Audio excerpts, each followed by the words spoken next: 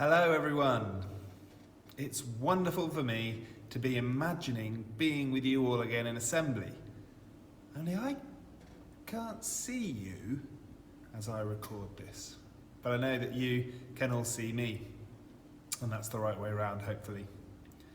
I do hope you're enjoying being back at school. You're there with your teachers and with your friends. I know my children are loving having school again. Now I want to start today's assembly with a question for you. Can you think of anyone who changed the world? And I mean changed the world in a good way. Someone who our life would be completely different if they hadn't existed and done what they'd done in their life. Here's some examples for you. Between them, the ancient Greeks, ancient Persians, William Gilbert, Thomas Brown, Ben Franklin, Alessandro Volta, Michael Faraday, Thomas Edison, Joseph Swan and Nikola Tesla came up with and controlled the idea of electricity. And that really changed the world. So much of what we do all day, every day, requires electricity to make it work. Even this assembly, I had to charge my video camera. I had to turn on computers to do all the editing and a sound desk to make sure you can hear me. I had to use a computer to upload it to the internet, which uses electricity, and you're using electricity to view it in your classroom. And all their work happened between 500 BC and about the 1860s, and it keeps getting better all the time. It changed the world! Here's someone else, Johannes Gutenberg. He invented the printing press. That led to printed books becoming available. And that happened in 1440. I can't imagine my life without printed books. Then there's Florence Nightingale. She invented modern nursing in 1854, and we've been very grateful to all of our NHS nurses and other staff this year, haven't we? She changed the world by what she did. On a medical theme, Alexander Fleming. He realised the power of fungi and bacteria to kill bacteria and other things that led to medicines like antibiotics that help us when we are ill. I used to love that yellow flavoured antibiotic. It tasted like banana milkshake I got from the doctors when I was a kid. Much better than a McDonald's banana milkshake. And Marie Curie, she was such a brilliant scientist. We've got so much to thank her for. But just before Alexander Fleming invented penicillin, antibiotic in 1928, Marie Curie did loads of the science behind the invention of the X-ray machine in the early 20th century. And how would Dr. Chris and Dr. Zand off Operation Ouch be able to tell us we had broken bones if we didn't have X-ray machines? It's helped so many people. Then there's Emmeline Pankhurst. She made voting fairer so that women could vote as well as men. And that only happened in our country 103 years ago, in 1918. I can't believe it took people so long. Take Martin Luther King. He worked tirelessly between 1955 and 1968 to get people to stop being racist and treating other people badly because of the colour of their skin. He did a great job. Sadly, some people still ignore his ideas even today. But he helped change the world so that most people aren't racist anymore. Have a look at this guy. This is Tim Berners-Lee. He invented the internet as we know it, the World Wide Web.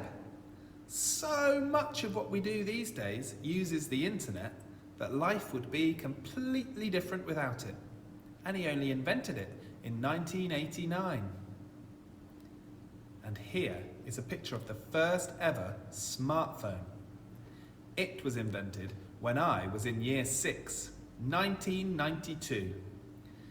It wasn't very popular at first, but since Apple took over as the biggest brand, smartphones have taken over most people's lives. I can't imagine my life without a phone anymore, and I've only had one for about 15 years. I think you've probably heard enough inventions now, but one thing that was the same in all those inventions is that I told you the date when they happened. And that reminds me of the real focus of today's assembly.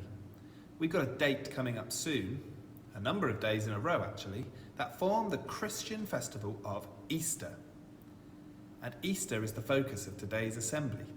You see, someone who changed the world so much that every day in the calendar is based around his life and his death was Jesus. I'm talking about Jesus.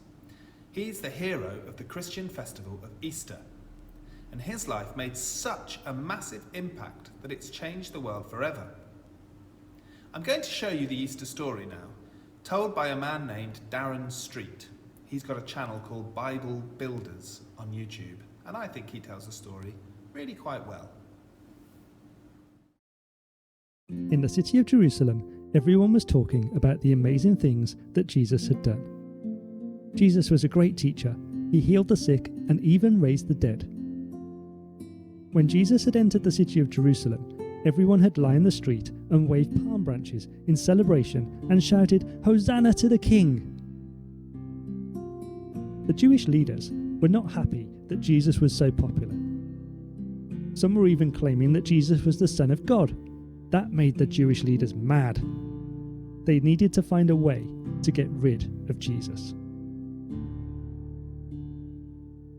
Later that week, Jesus celebrated the Jewish feast of Passover with his disciples. At the meal, Jesus took bread and wine and explained that his body would be broken like the bread, and his blood would be poured out like the wine. But the disciples didn't really understand what he meant. "Is someone trying to hurt you, Jesus?" they asked. "They will have to get through us first. We're prepared to die for you." Jesus replied, "When trouble comes, all of you will leave me." Peter said, "No way! Even if all the others run away, I will never leave you." Jesus said, "Peter, before the morning, you will deny that you even know me 3 times. Peter was troubled by Jesus' words. But one of Jesus' disciples, Judas, was already making plans to betray Jesus. Judas went to the Jewish leaders. He asked them, "How much will you pay me if I lead you to where Jesus is?" They agreed to give Judas 30 pieces of silver to help them catch Jesus. Later that night, Jesus was praying in a garden called Gethsemane. As he prayed, Judas approached.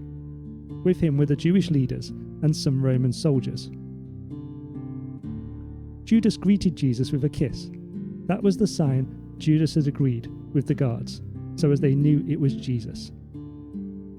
The guards rushed forward and arrested Jesus. "You're coming with us," they said. "The chief priest wants a word with you." It was a hard night for the disciples.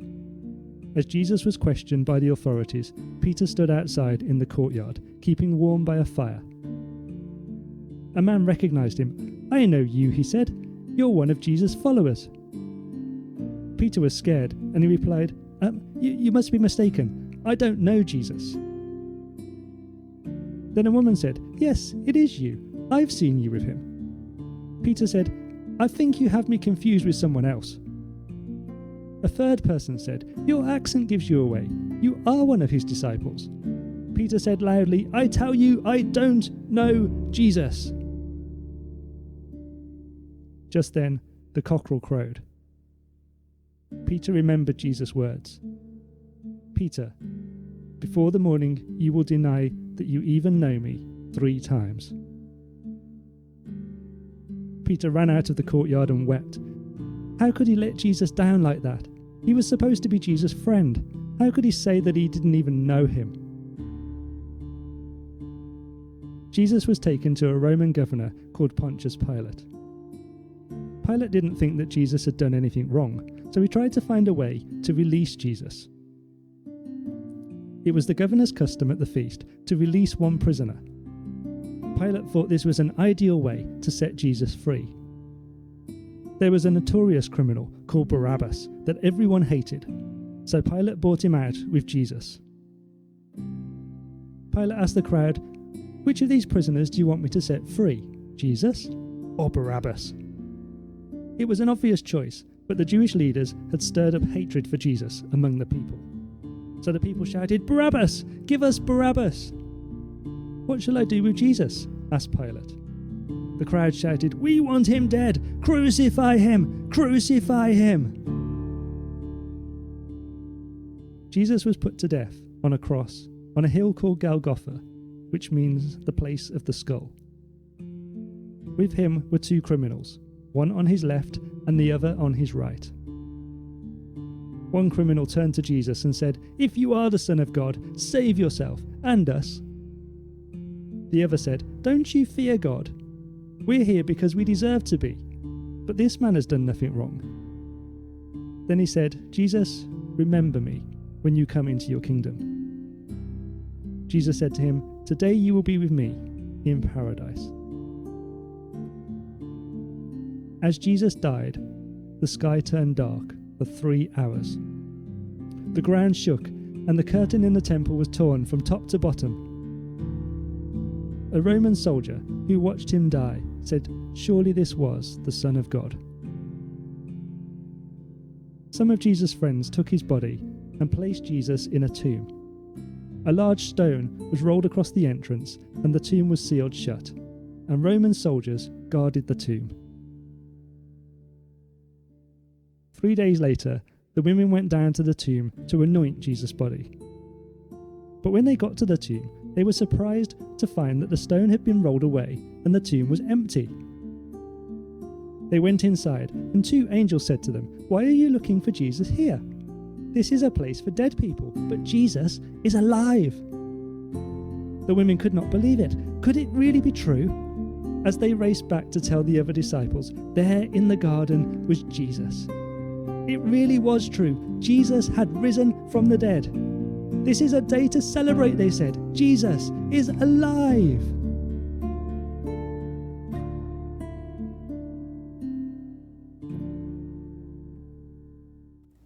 Now I like a good hot cross bun and some Easter eggs at Easter as much as the next guy. Not just because they're delicious, but because they're food that reminds us of 2 of the most important parts of the Easter story: Jesus' death and his resurrection, the big religious word that means coming to life again. Jesus had such an incredible impact on this planet that Christians believe he's definitely worth investigation. There's a really good poem called One Solitary Life, and it talks about how of all the inventions that have ever happened, or of all the wars that have ever been fought, or all the kings and queens that have made decisions for their countries, nobody has affected the whole world as much as this guy Jesus. And yet he didn't seem to be anyone at the time. He was born in a tiny village no one had ever heard of. He just worked as a carpenter until he was 30, and then he walked around, never travelling more than 200 miles, preaching, telling people about God. And yet somehow this incredible life ended and restarted in a way that changed history forever. You see, Christians believe that Jesus died for a reason. They believe he died to take the blame for all the bad things people do, and that he rose again to rule in heaven. They believe that one day Jesus will return and start a perfect kingdom where there's no more pain or sickness or sadness or death. And this gives Christians an amazing hope for the future, but also an incredible peace for now, believing that Jesus' sacrifice has removed the barriers to being in that perfect kingdom. If you think about something that's perfect, as soon as you put something that's not perfect into it, it would spoil the perfection. So how would people like you and me ever get into that kingdom? Well, that's where Christians look to Easter. They believe that what Jesus did at Easter is the key to swap our not perfect lives for Jesus' perfect life. That's why it's such a world-changing idea. And that's your Easter Assembly for this year. I hope you've enjoyed it and it's given you something to think about. And I wonder, how will you celebrate Easter this year?